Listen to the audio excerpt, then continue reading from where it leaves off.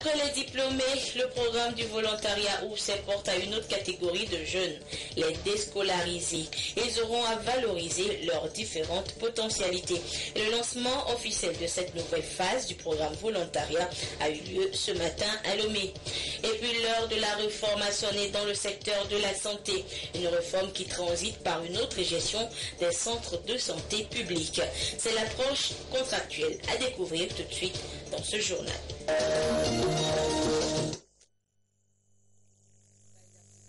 De cette édition, bonsoir à toutes et à tous. Ce vendredi, le Conseil des ministères réuni au Palais de la Présidence de la République sous la direction du chef de l'État, Faure Essozimna Nyazingbe. L'essentiel de ce conseil présenté par le ministre en charge de la communication, Guy Madjé Lorenzo. Président de la République, son Excellence M. Faure Essozimna Nyazingbe a présidé vendredi 15 janvier 2016 la réunion du Conseil des ministres qui s'est tenue au Palais de la Présidence de la République. Au cours de ces travaux, le Conseil a adopté 2 projets de loi, un décret et écouté une communication.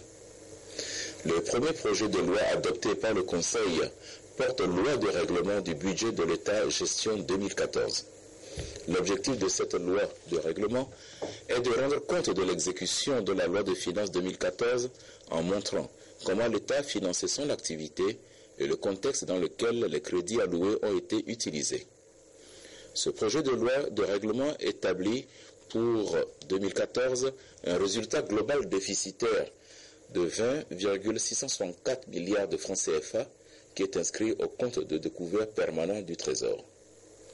L'exécution de la loi de finances exercice 2014 a été axée sur la poursuite de la dynamique de consolidation d'une croissance économique inclusive et génératrice d'emplois, conformément aux axes définis par la stratégie de croissance accélérée et de promotion de l'emploi, SCAP. Au cours de l'exercice 2014, le cadre macroéconomique s'est stabilisé davantage et le rythme des réformes s'est accéléré dans la plupart des secteurs liés aux différents axes de la SCAP. Il est à noter que par rapport aux prévisions budgétaires exercice 2014, il a été constaté une baisse inattendue de recettes douanières ainsi qu'un faible niveau de mobilisation des recettes extraordinaires. Ceci ajouté au recours à un emprunt obligataire additionnel ainsi que la prise en compte de certaines dépenses liées à la construction des infrastructures routières ont rendu nécessaire l'adoption d'une loi de finances rectificative au cours de l'exercice 2014. Le second projet de loi adopté par le Conseil autorise la ratification du protocole de l'acte constitutif de l'Union africaine relatif au Parlement africain adopté à Malabo le 27 juin 2014. Ce nouveau protocole, qui révise et corrige les insuffisances du protocole signé à Sirte en mars 2011, a pour but d'offrir une plateforme commune qui favorisera une plus grande implication des peuples africains aux discussions et à la prise de décision sur les défis qui se posent au continent, notamment dans le domaine du développement et de l'intégration économique. La ratification de ce protocole permettra au Togo de participer activement au processus de développement et d'intégration en cours sur le continent africain. Elle permettra également à notre pays de jouer pleinement son rôle concernant la promotion des principes démocratiques et la participation populaire s'agissant de la consolidation des institutions et de la bonne gouvernance en Afrique.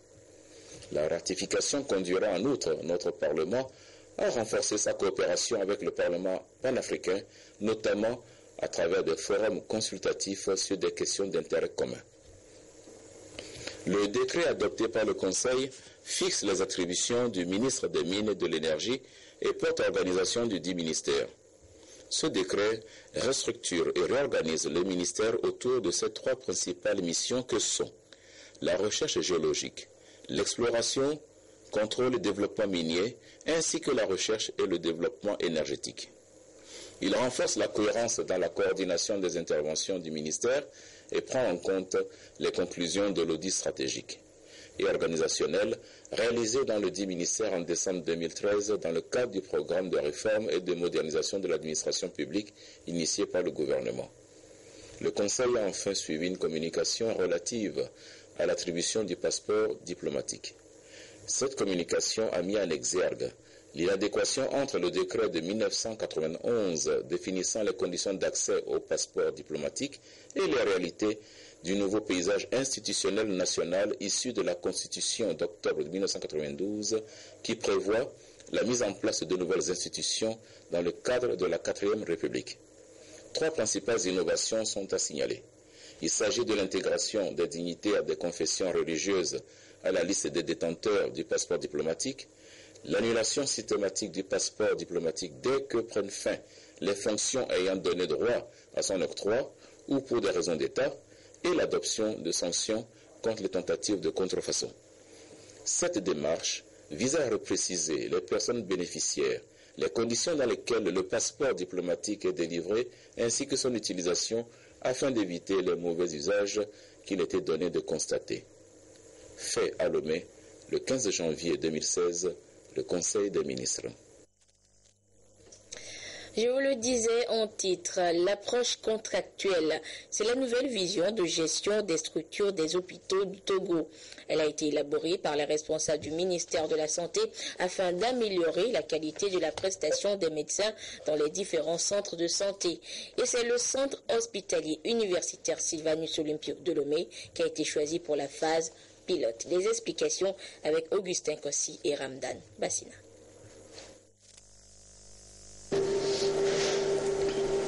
Le clientélisme, l'absence d'un système de contrôle efficace, voilà le tableau synoptique des centres hospitaliers du Togo, a en quoi le ministre en charge de la Santé, Mustapha Mujiawa. Une situation qui a pour corollaire l'absence de réponse adéquate aux attentes des patients. Le diagnostic est ainsi posé, il faut vite aller à la thérapie. Et les responsables en charge de la santé ont opté pour une réforme axée sur l'approche contractuelle de gestion des structures de santé publique. Le diagnostic se résume essentiellement en un problème de gestion. Et il s'agit donc, pour améliorer la performance des hôpitaux, d'en améliorer d'abord la gestion. Cette gestion, dans l'approche est basée sur un partenariat public-privé et c'est sur la base de l'expertise de sociétés ou de structures contractantes qui vont s'occuper de la gestion quotidienne. Ce n'est pas un désengagement de l'État ni une privatisation, mais une nouvelle démarche, une approche novatrice à laquelle adhèrent ici les responsables des services prestataires des centres de santé. La commission médicale consultative du CHU Tocoin, le CHU Olympio, qui regroupe l'ensemble des médecins de chaque service, y adhère. Donc tous les acteurs vont adhérer à cette approche. C'est pour ça que vous avez vu la plupart des collègues, les membres de la commission médicale consultative, ont posé des questions et ils sont d'accord pour adhérer. Pour la phase pilote, le centre hospitalier universitaire Sylvanus Olympio a été retenu. La radiologie, la morgue, la pharmacie et le laboratoire sont les unités concernées par cette première étape qui s'étendra progressivement aux autres services et puis aux autres centres hospitaliers du Togo. Avec la nouvelle approche contractuelle, c'est la réforme de la gestion à tous les niveaux des structures de soins de santé publique qui est visée, et ceci avec un seul bénéficiaire, le patient. Quels sont alors les aspects de cette nouvelle vision du gouvernement? Réponse dans ce dossier de Ramdan Bassina. La nouvelle approche contractuelle dans la gestion des structures de santé publique est fondée sur un diagnostic révélateur des maux qui minent le bon fonctionnement des structures publiques de soins de santé. Des problèmes similaires à l'instar du CHU Campus de Lomé. Nous sommes confrontés au CHU Campus au même problème que les autres formations sanitaires publiques de notre pays. Des problèmes qui se résument à des problèmes de gestion sur tous les plans. C'est dans ce sens que cette approche contractuelle est une véritable piste de solution pour nous permettre enfin de pouvoir régler ces problèmes et permettre à nos populations d'avoir une meilleure accessibilité aux services de soins et avoir une satisfaction. L'enquête du ministère de la Santé révèle aussi des dysfonctionnements flagrants, notamment la non-utilisation efficiente des compétences, la gestion personnalisée et opaque des programmes. L'enquête souligne aussi que l'absentéisme est élevé. La nouvelle approche est donc axée sur une nouvelle gestion des ressources humaines, de l'équipement des différentes structures et de la masse salariale. Cette vision est basée sur un partenariat public-privé et se veut inclusive et participative. La mise en place d'un cadre juridique est un des préalables à la mise en œuvre effective de cette approche contractuelle. C'est en fin d'année dernière que le gouvernement a annoncé la réalisation d'un projet de 1000 logements sociaux. Un projet qui progresse et hier, les potentiels acquéreurs que sont les fonctionnaires de l'État ont eu des réponses à leurs questions lors de la soirée showroom. Des interrogations comme les conditions à remplir pour en bénéficier. Adolphe Paca, Pierre Soussoukwa. Des fonctionnaires, mais aussi des particuliers, tout ouïe aux exposants. À cette soirée showroom, sur le projet de construction de 1000 logements sociaux, toutes les informations sont données. Du modèle architectural à la décoration intérieure, en passant par l'environnement de la cité Mokopo, tout le charme est là et incite à l'adhésion. Aujourd'hui, trouver un terrain et puis être propriétaire, avoir tous les dossiers techniques qu'il faut, et puis le permis de construire, tout ça là, avant de commencer le projet, c'est vraiment très compliqué. Et si aujourd'hui le gouvernement a pris cette initiative de construire un logement social pour faire bénéficier les fonctionnaires, je dirais c'est bien, le projet est bienvenu et j'en suis fier. Un projet d'espoir pour être à l'abri des difficultés foncières. Ce qui nous rassure le plus, c'est que le promoteur, c'est l'État. L'État est propriétaire du titre foncier et l'État garantit que le projet sera mené à terme. Donc s'il y a le moindre problème, nous avons quelqu'un vers qui se tourner, c'est l'État togolais. Et en plus, le même État a pris l'engagement de nous délivrer un titre foncier 2 semaines après notre acquisition. Actuellement, les travaux ont démarré. Nous avançons très bien sur le chantier. Nous avons creusé déjà tous les caniveaux du chantier, au niveau assainissement, trottoir.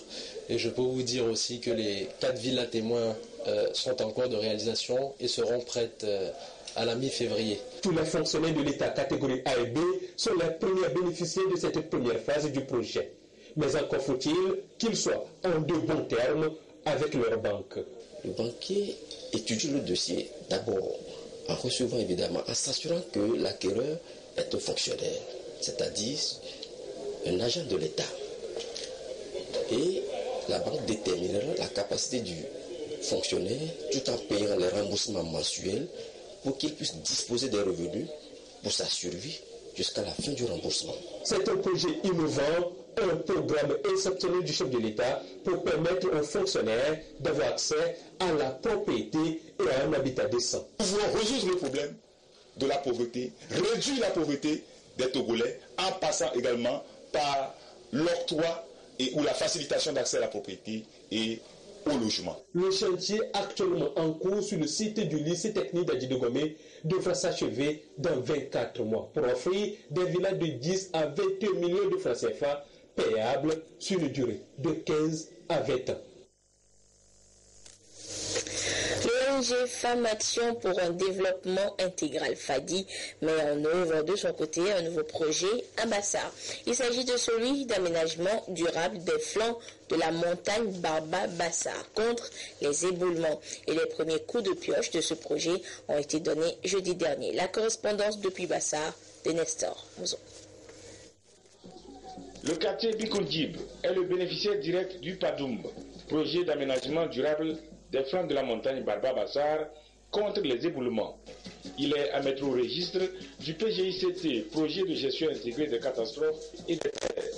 Le Padoum est l'un des 66 micro-projets sélectionnés au titre de la deuxième phase du PGICT. Ces coups de pioche du préfet de Bassar marquent le lancement de ce sous-projet. Sa mise en œuvre sera assurée par FADI, Femmes Action pour un développement intégral. Le coût total du Padoum est de 48 131 000 francs CFA. Le financement du PGICT est de 46 736 000. L'ONG FADI et le comité de développement du quartier ont une contribution d'1 395 000. L'objectif principal de ce projet PADOUM est de réduire la vulnérabilité des populations du quartier Boukoundjib par rapport aux aléas climatiques. Le projet en tant que tel consiste à réaliser certaines activités phares. Dans un premier temps, c'est de construire un caniveau qui va drainer les eaux de pluie et nous allons ensuite essayer de reboiser le flanc de la montagne pour pouvoir stabiliser le flanc de la montagne. Nous allons sensibiliser les populations par rapport à la défécation à l'air libre. Ça doit cesser.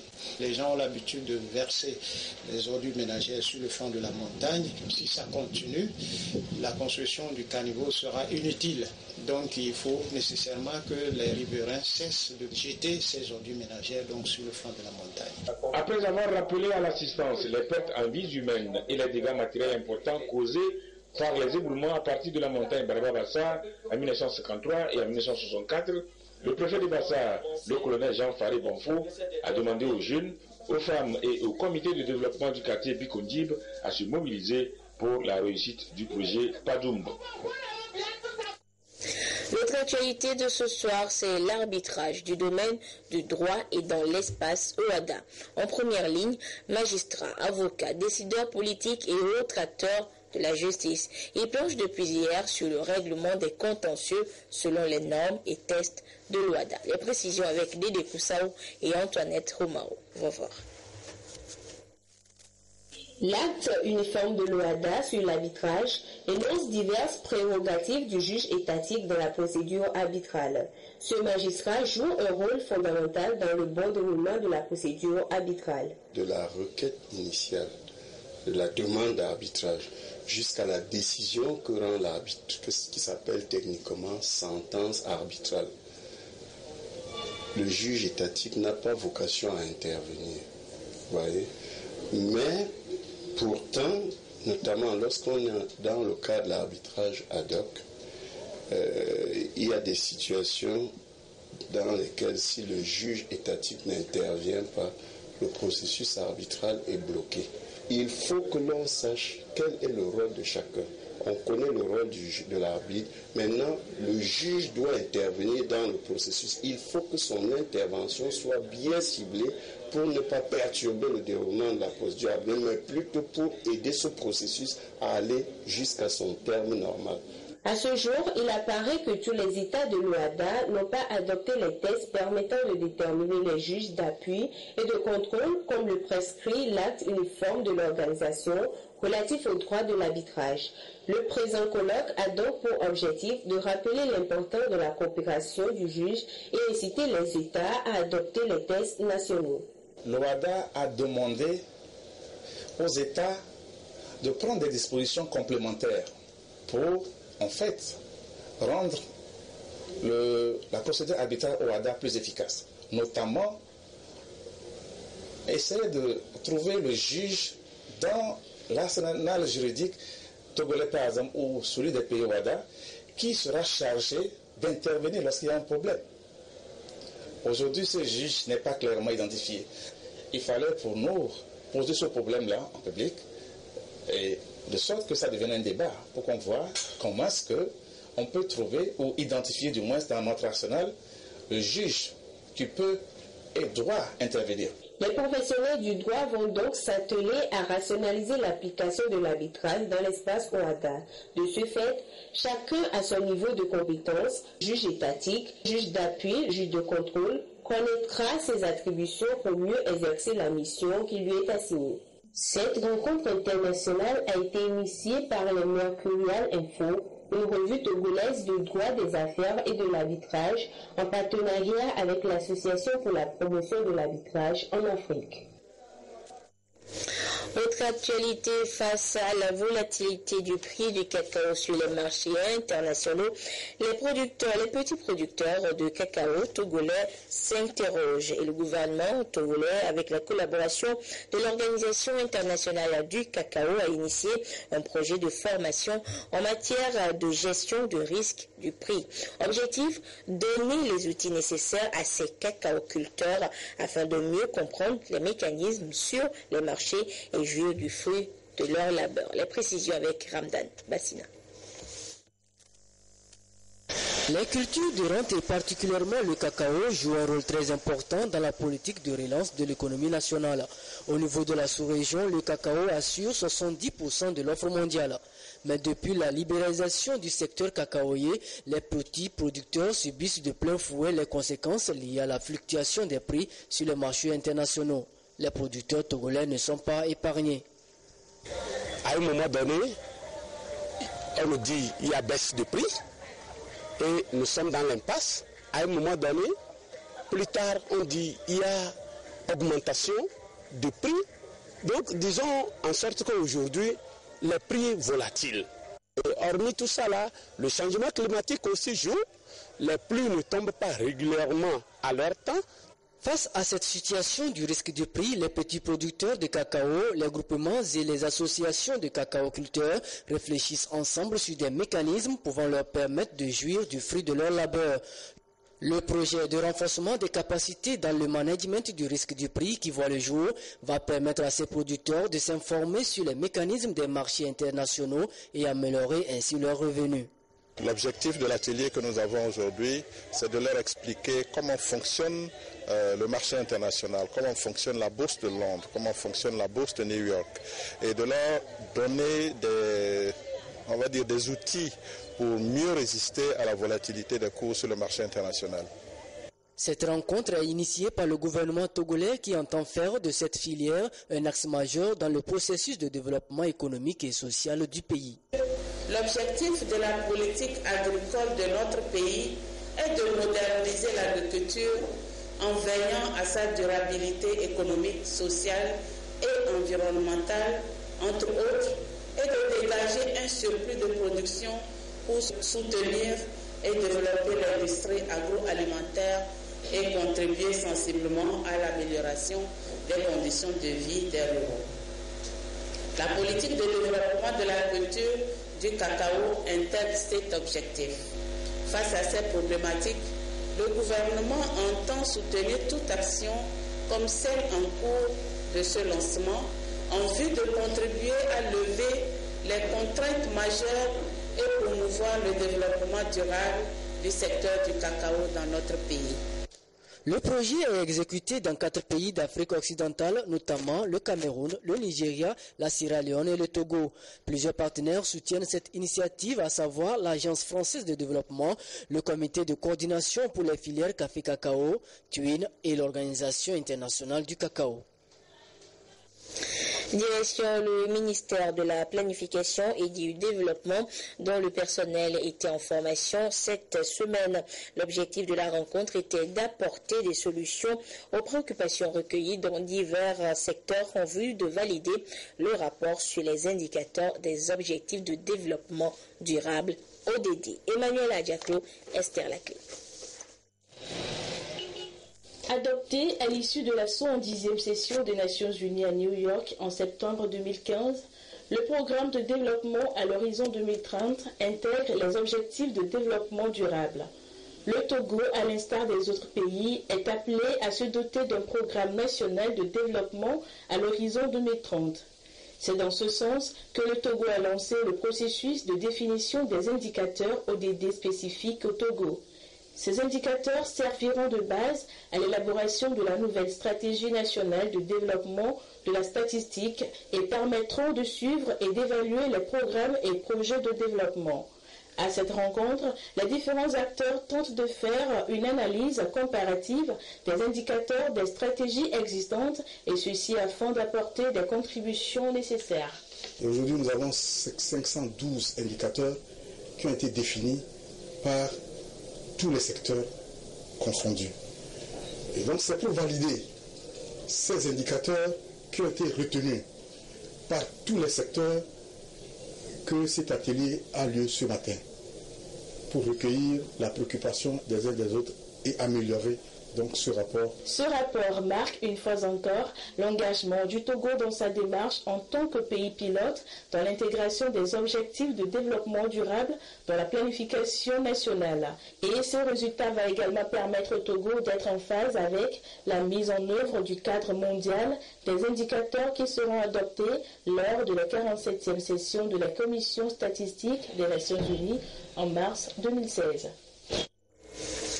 La tradition de présentation de vœux de Nouvel An se poursuit toujours dans les différents départements ministériels. Ce vendredi, le personnel des ministères de l'enseignement technique, du commerce et leurs responsables ont dressé le bilan de l'année écoulée et pris des résolutions pour 2016. Le compte rendu avec Pierre Soussoupon et Antoinette Romao. Personnel et responsables du secteur privé ont sacrifié à la tradition des vœux. Ils sont venus dire bonne année au ministre du Commerce, de l'Industrie, de la promotion du secteur privé du tourisme. Et c'est le directeur du cabinet du département en charge du tourisme qui, au nom de l'ensemble du personnel, a formulé à Mme Léguezim Balouki Bernadette les vœux de santé et de prospérité. Et comme l'occasion s'y prête, l'ensemble des acteurs présents se sont rappelés les grandes actions menées au cours de l'année 2015 et qui ont été soldées par des résultats satisfaisants. En réponse à leur message, Léguezim Balouki Bernadette a exprimé sa gratitude à ses collaborateurs et les a exhortés à un engagement sans cesse renouvelé pour l'atteinte des objectifs assignés à son département. Le ministère s'est agrandi, ce qui veut dire que le travail aussi s'est agrandi. Donc, j'invite tout un chacun pour cette année, pour ce début d'année, à commencer à réfléchir à ce que chacun doit faire, quel que soit le poste qu'il occupe, pour la réussite de la mission qui nous est confiée pour cette année 2016. Nous avons beaucoup de défis à relever et je compte sur vous. L'année 2015 a connu beaucoup d'actions à l'instar de la signature de la nouvelle convention collective de la zone franche ainsi que l'adoption de la nouvelle grille salariale des entreprises de la zone. La participation du Togo à l'exposition universelle de Milan ainsi que l'organisation de la 12e foire internationale de Lomé. Pour Mme Léguezim, le défi reste encore de taille, aussi bien dans les secteurs du commerce et de l'industrie que celui du tourisme. Le ministère de l'enseignement technique et de la formation professionnelle, comme le veut la tradition, a adressé ses vœux de nouvel an à son ministre de tutelle. Le moment est donc propice pour le personnel de prendre des engagements pour la réussite des actions au sein de ce ministère. Nous devons donc nous engager encore plus à renouveler d'ardeur et d'initiative pour servir dans la consolidation des acquis déjà escomptés. Le ministre de l'enseignement technique et de la formation professionnelle, Georges Aïdam, a exhorté ses agents à œuvrer en toute confiance pour une franche et meilleure collaboration. Tout ce qu'on vous demande de faire, c'est de bien faire ce que vous avez à faire. Et cela passe par le respect des textes qui vous régissent en termes de ponctualité, en termes de productivité et en termes d'efficacité. Je vous exhorte à ce comportement et à ces valeurs. Plus de 7 mois après sa nomination à la tête de ce département ministériel, le ministre Georges Aïdam et son personnel ont mené diverses activités qui vont dans la dynamique du gouvernement de moderniser ce secteur et faire de la formation professionnelle et technique un levier important pour un développement durable.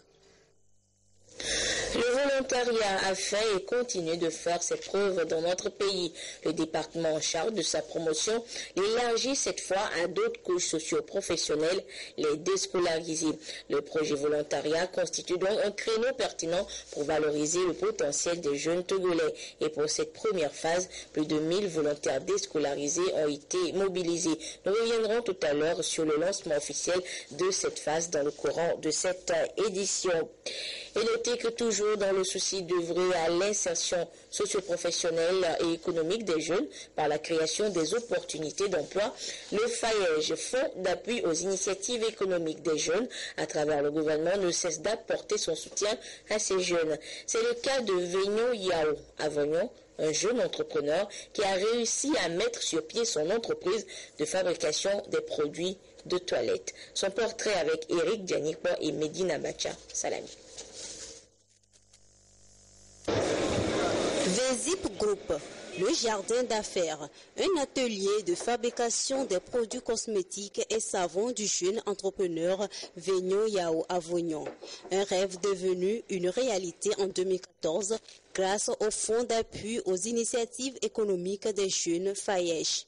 L'appui de FAEJ, je dirais que c'est à deux volets. Nous avons reçu l'appui technique qui est la formation initiale que nous avions suivie. Et par après, nous avons rédigé le plan d'affaires. Et on a reçu le financement. Nous avons commencé l'activité. Et aujourd'hui, nous avons sorti un produit, un savon Belnet. Le savon de toilette Belnet, fabriqué à base d'huile de soja et d'autres produits naturels, est l'une de ses réussites. Le savon a été déjà envoyé 2 fois en Allemagne, à la foire en Allemagne. Nous avons envoyé aussi ce savon en Belgique et en Afrique. Il y a beaucoup de pays qui consomment régulièrement le savon Belnet. Ça va.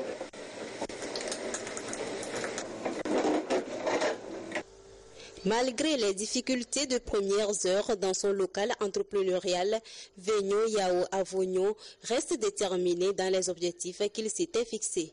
Ce projet, c'est un bon projet qui me nourrit. J'arrive à payer mes employés.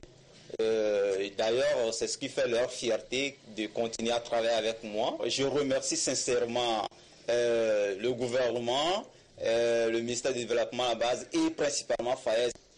L'ambition de Vénio, faire de Vésip Group une grande entreprise cosmétique et de produits de meilleure qualité accessibles à tous. Et c'est justement pour soutenir ces jeunes déterminés que le gouvernement a mis en place des structures d'accompagnement. Les 7 Togolais de la diaspora qui sont à l'honneur ces derniers jours avec la reconnaissance organisée par le ministère des Affaires étrangères sous l'appellation de réussite diaspora étaient encore donc sous les projecteurs ce soir au palais de la présidence de la République. Le chef de l'État, Fort Essozimna Nyazingbe, a élevé 4 d'entre eux au rang d'officier de l'ordre national du mérite et les autres au rang de chevalier du même ordre. La cérémonie avec notre équipe, la présidence.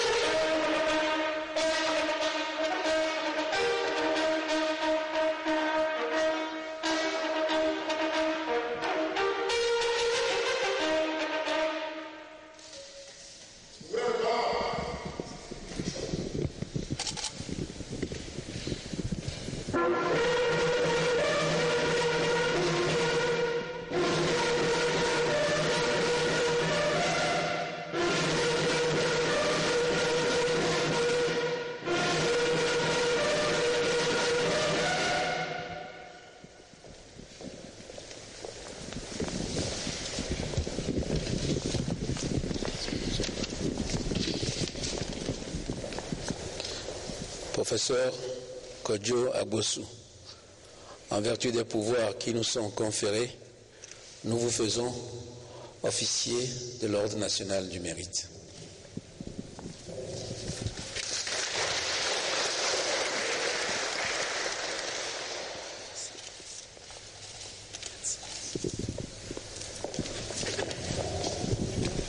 Docteur Yves Vimeignon, en vertu des pouvoirs qui nous sont conférés, nous vous faisons officier de l'Ordre national du mérite.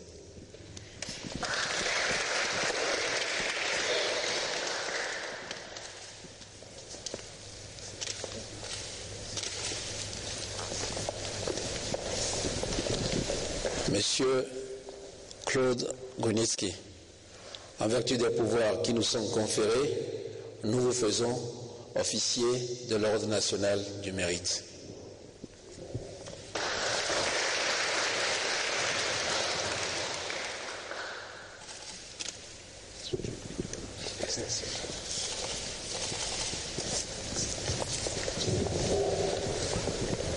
Docteur Tiatou Souho, en vertu des pouvoirs qui nous sont conférés, nous vous faisons officier de l'Ordre national du mérite.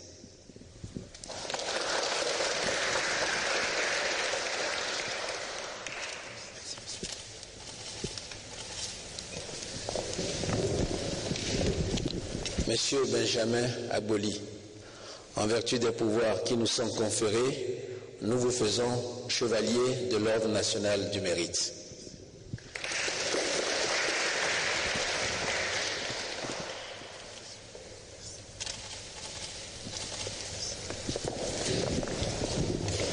Monsieur Kofi Toulabo, en vertu des pouvoirs qui nous sont conférés, nous vous faisons chevalier de l'Ordre national du mérite.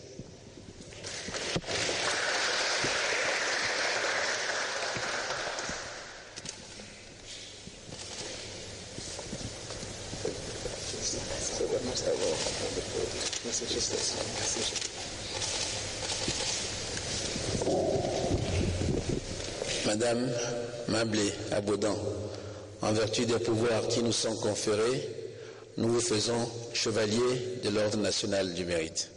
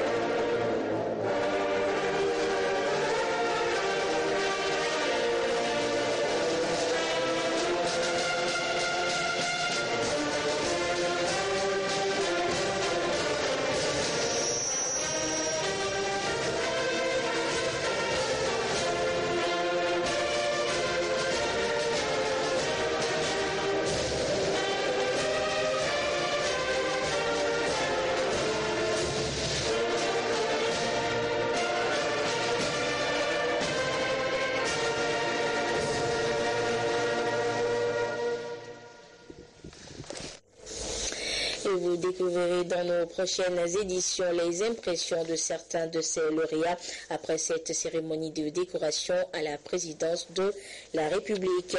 Et la semaine dédiée à la diaspora se poursuit avant l'apothéose demain avec la remise officielle des trophées aux lauréats. Ces Togolais vivant à l'extérieur qui par leur d'activité dans divers domaines œuvrent pour le rayonnement du Togo. Hier, les lauréats conduits par le ministre des Affaires étrangères, Robert Doucet, étaient conviés à un dîner par l'ambassadeur d'Égypte au Togo. Le compte rendu avec Augustin Kossi et Esther Laclé. La diaspora togolaise à l'honneur. Une force vive qui contribue à la relance économique à travers des appuis multiformes. Elle s'est engagée à mettre ses compétences au service du développement du pays et s'illustre dans plusieurs domaines, notamment l'éducation, la santé, la technologie, le business et la communication. 7 ont été récompensés pour leur mérite et ingéniosité au concours Réussite Diaspora initié par le ministère des Affaires étrangères, de la coopération et de l'intégration africaine. Une nouvelle orientation diplomatique destinée à accorder une place de choix à la diaspora dans le processus de développement du Togo. Les lauréats à cette première édition sont ici les hôtes à dîner de l'ambassadeur d'Égypte au Togo. Une illustration de l'excellence des relations d'amitié et de coopération entre Lomé et le Caire. Nous avons annoncé un formidable élan de coopération avec le Togo. On veut des renforcements de capacités des cadres togolaises dans divers domaines tels que l'agriculture, la santé, la sécurité, la piraterie, le journalisme, le terrorisme. L'Égypte sera aux côtés de Togo en mars prochain pour accueillir le sommet de l'Union africaine sur la sécurité maritime et le développement, car nous sommes un ami de Togo.